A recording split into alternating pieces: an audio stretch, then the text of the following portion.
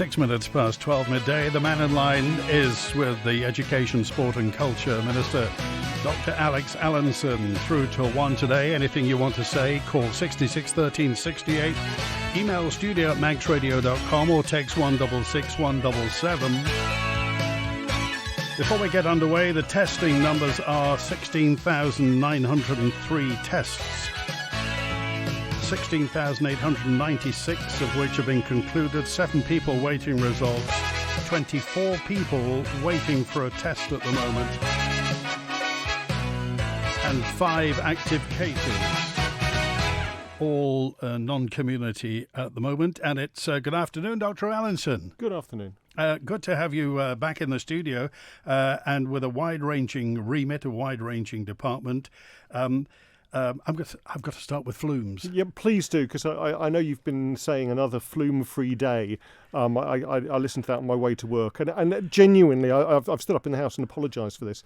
I mean, when this project was started back in 2018, nobody knew that it was going to be this complicated, and that I'd still be sitting here apologising for it.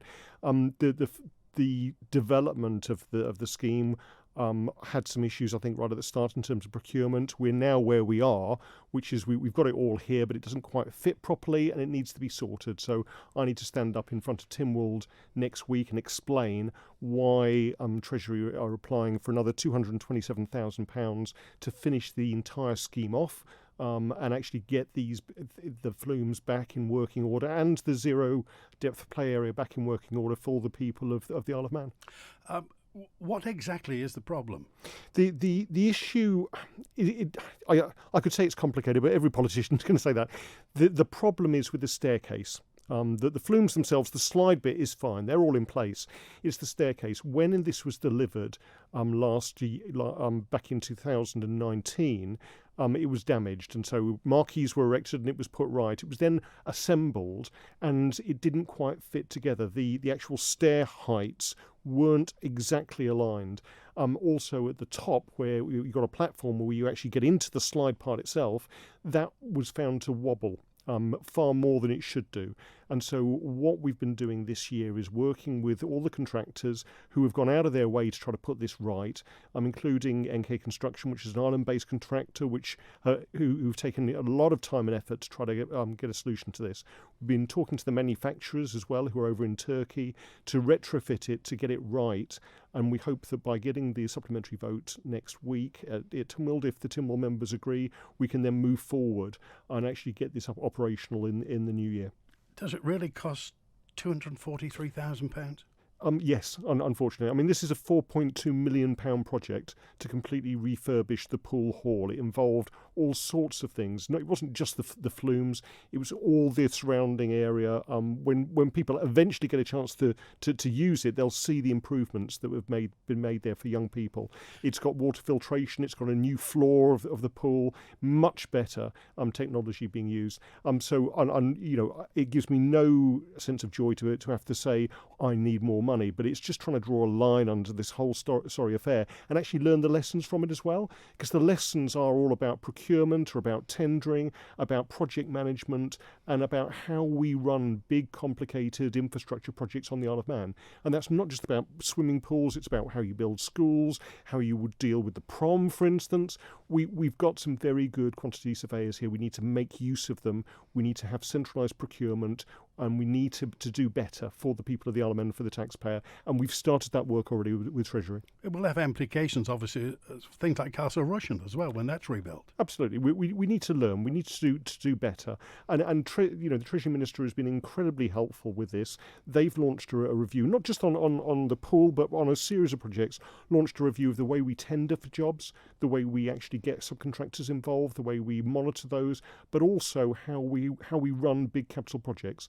And what we are trying to do as government is centralise that, so you get all the skills, all the expertise at the same time, at the same place, to make sure that these sort of delays, overruns don't happen in the future.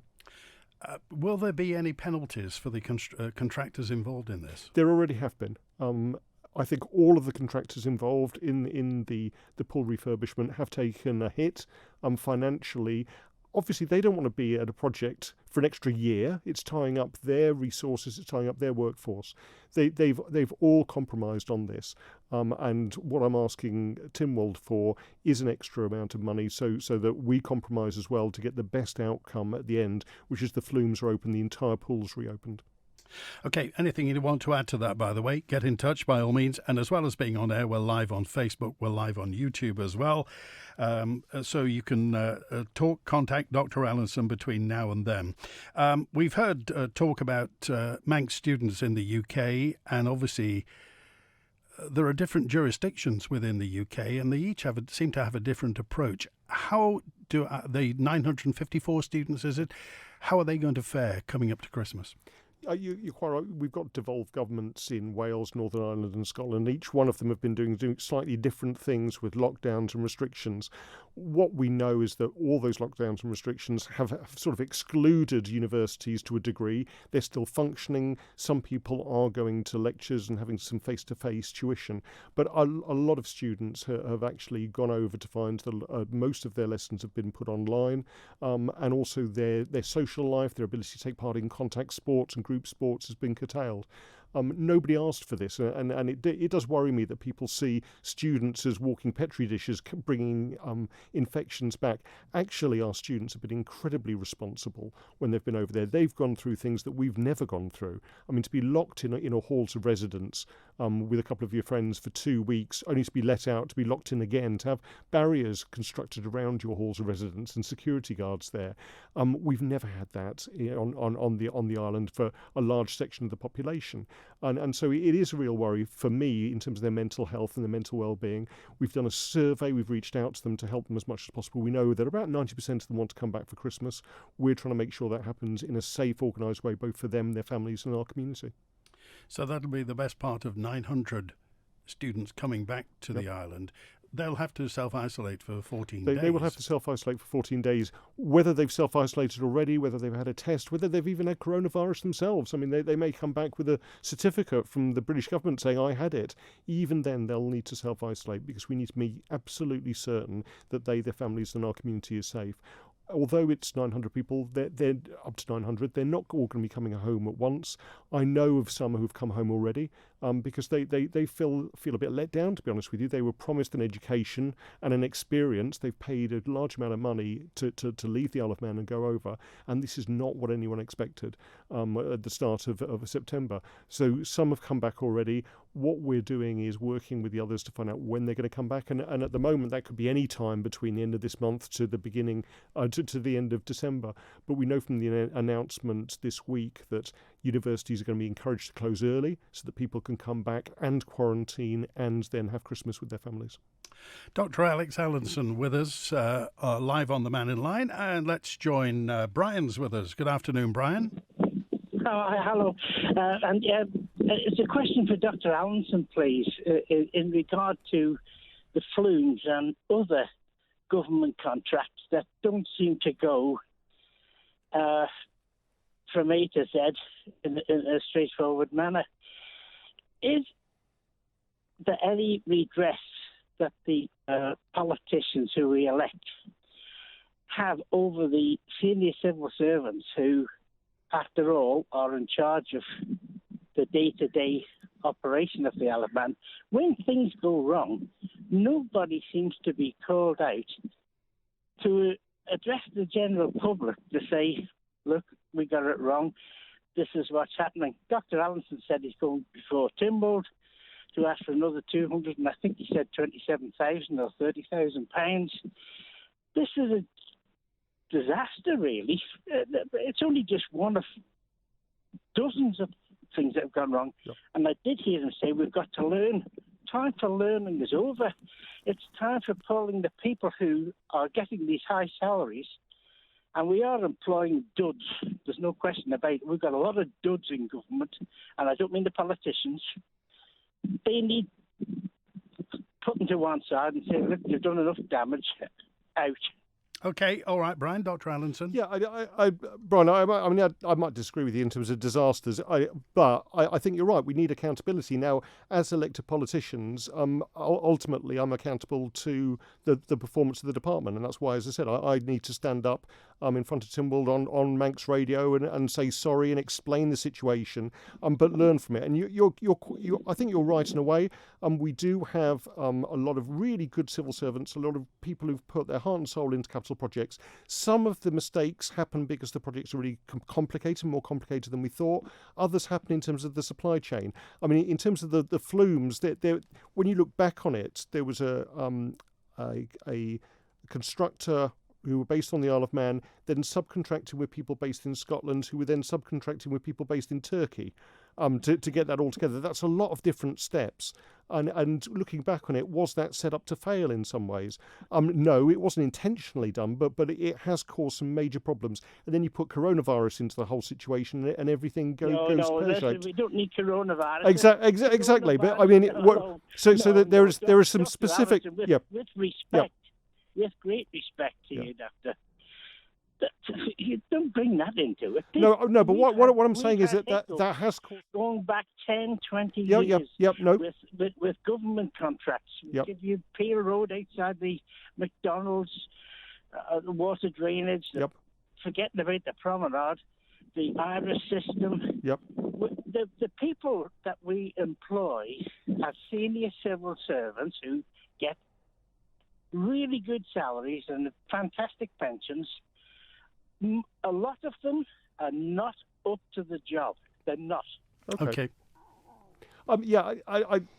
That's your opinion. I wouldn't say a lot of them are not up to the job, but we do have some people who have basically looked after a huge number of projects who have then retired and left a knowledge gap, and we need to fill that with the right people. But we also, as I said, need to centralise some of this. It shouldn't be up to individual departments and individual civil servants to make these big decisions.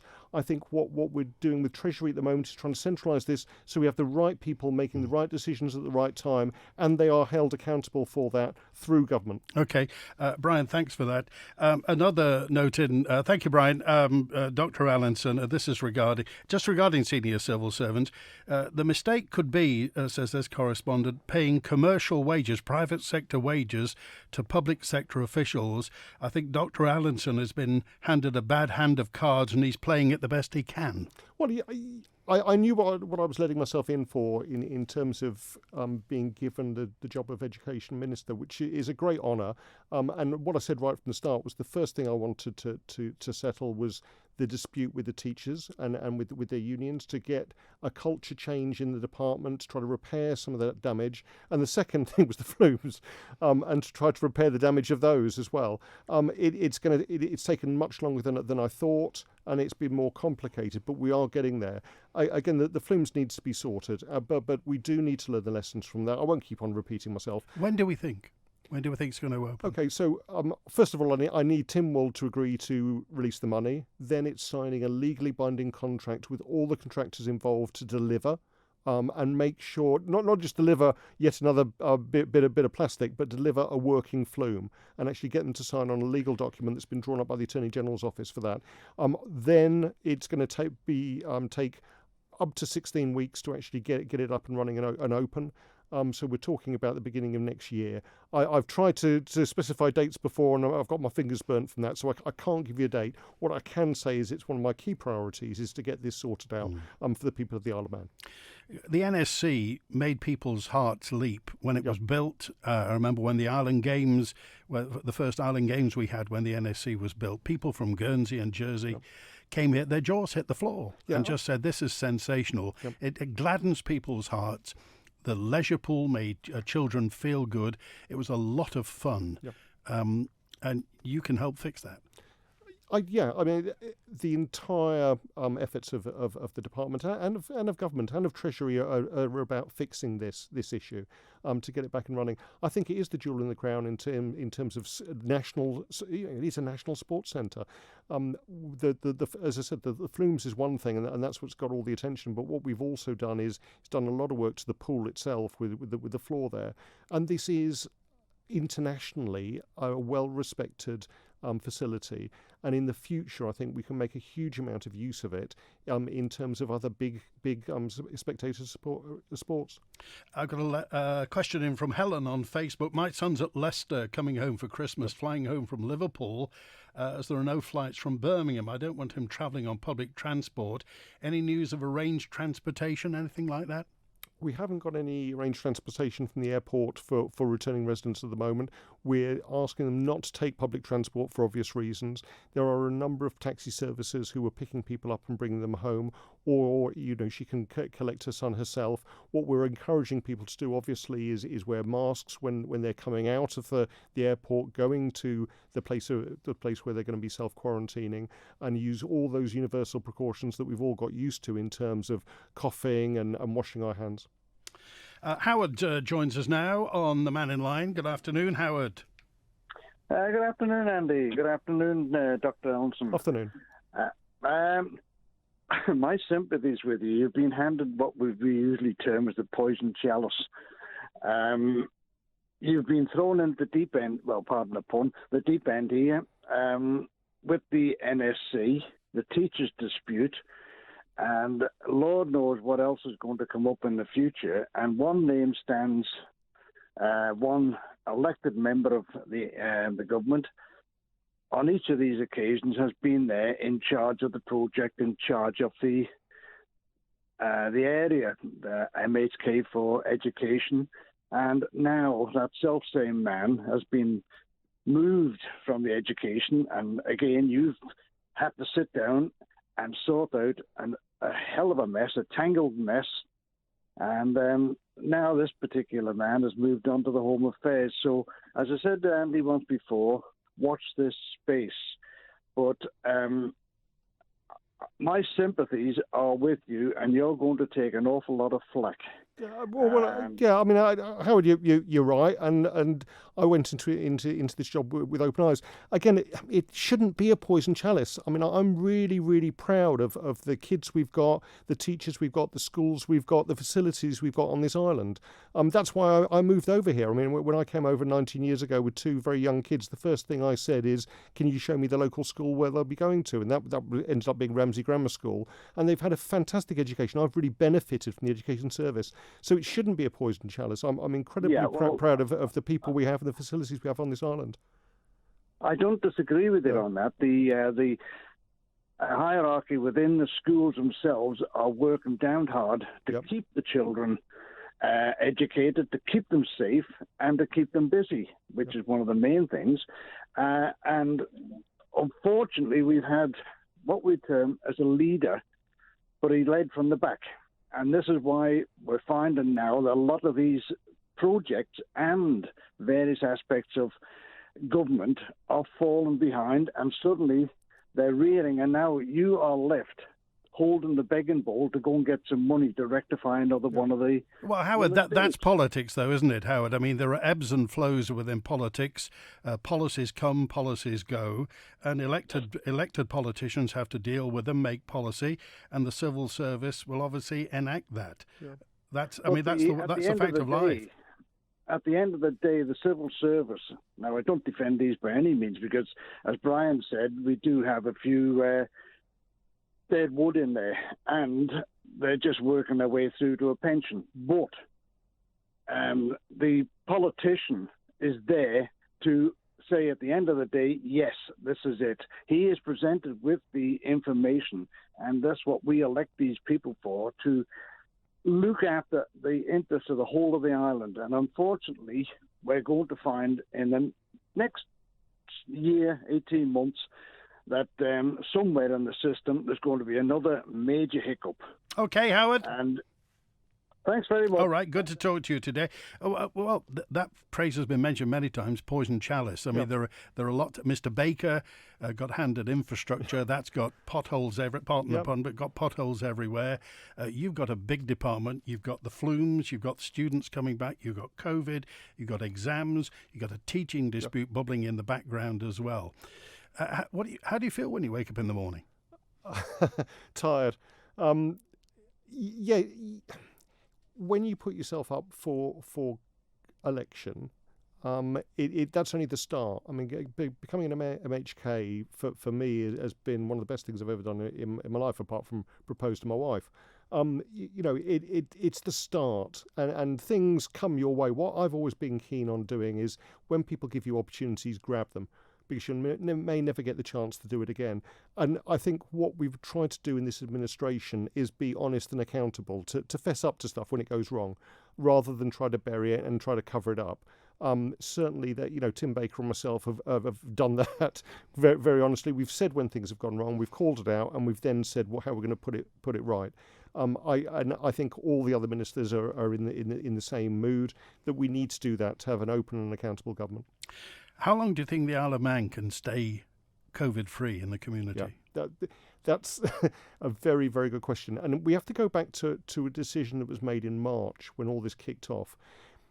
To begin with, the policy was eradication in the UK. They didn't want the virus in there. You can remember people coming back from Wuhan being put up in hotels and being escorted in coaches to there and kept in isolation.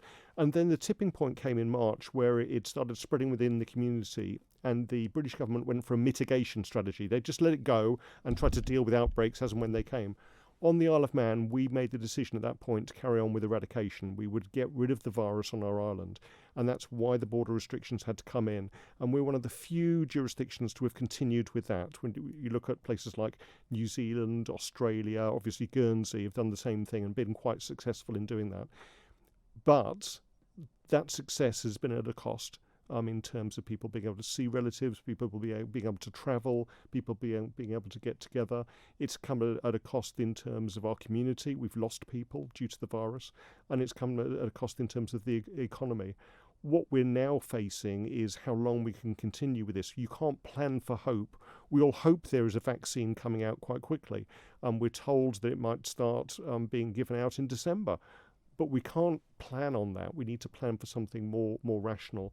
And so come the new year, hopefully when the amount of the virus in the UK is decreasing, we need to look at how we can start allowing more people to move backwards and forwards, look at the testing regime, look at the quarantine regime, get it right for our island so we remain safe.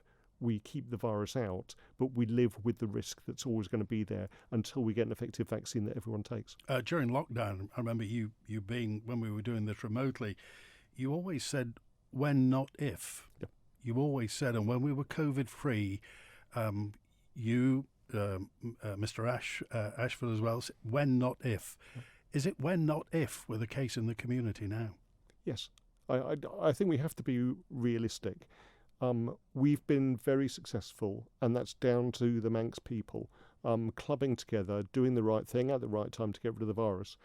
But as we move backwards and forwards more, there is always that risk that it will be reintroduced. And we've seen that in New Zealand, who went for months with no cases. Suddenly they got an outbreak in Auckland, had to contain it, had to get on top of it, then could open up again.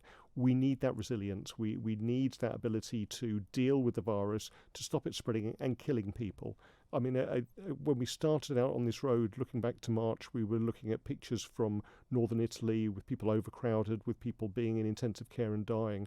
We've come a long way since then, but this is still a very nasty illness for that section of the population who might get it, particularly the elderly or people with pre-existing conditions, and it could really put at risk our entire National Health Service if it was to come over and become rampant in our community. 12:30 on the Mannin Line, Dr. Alex Allinson. Through till 1. David joins us. Good afternoon, David. Hi, Andy and Dr. Allinson. Just a quick thing, if Mr. Allinson, I could say is regarding the NFC is what's happening with the cafe there. Yep. Now, that's what I would say is one that should be addressed fairly quickly. And I'm led to believe it's because the AG's department's involved in a large tendering exercise or contract. Why can't we have somebody just utilising that cafe so we can have the people don't disappear from the NFC? Because when we're down there, you can get a drink in a little cup, which costs you a fortune, but you can't have a little snack or a meal. Yeah, thank you very much, David, for raising that issue. Obviously, when over the lockdown, everyone from the NSC was redeployed. A lot of the catering staff went elsewhere to support frontline services. and we need to make a decision in terms of whether we reopened it or not. The cafe that was there beforehand, and I'd like to thank all the staff for keeping it running, had some issues, and so I again, we were talking about making decisions. I made the decision to put that out for tender to see if we could get somebody else to run it as a commercial venture. That tendering process is taking place now, and we should hopefully be able to open the cafe again under new management and actually get that facility back for the people of the Isle of Man. Okay, David. Okay. Could I? One other thing was, quickly, if I can, Andy, regarding contracts. If Dr. Allinson can just explain to the general population too, it's not a minister or a member's issue regarding a contract that comes forward. When Tynwald approves something, when it's in the pink book, it comes forward to be done. It's endorsed, and then it goes to the capital projects unit and the AG's department now to put the things together. Yep. So it's not a political member that's at a particular fault. You'll get the flack, but it's other people down the chain, and one of them is the capital projects unit. And I do hope the capital projects unit will learn, if you multiply it out, you have a contract, then you have a subcontract under that, and one off that, and one off the island. They need to learn the lessons that you need to think local first. Okay, David, thanks for calling us today. The Mannin Line with Andy Wint.